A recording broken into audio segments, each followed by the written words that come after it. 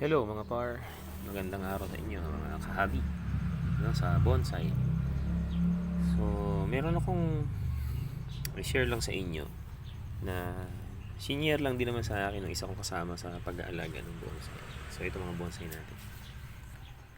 Kasi yung santan ko ay naninilaw ang dahon. Ayan, tulad nun, naninilaw.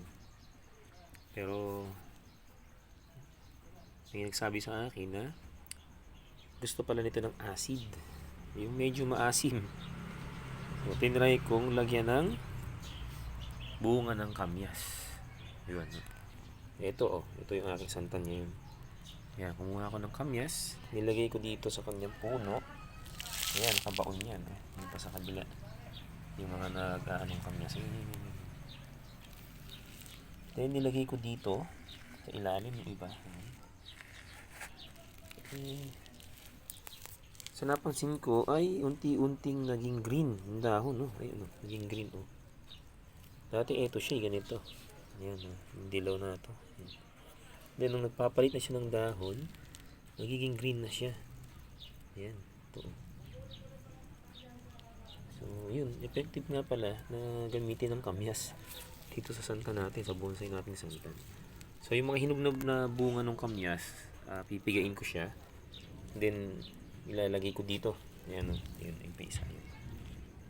Nilalagay ko dito sa puno para i-absorb niya, and then yun pala yung nagpapagreen.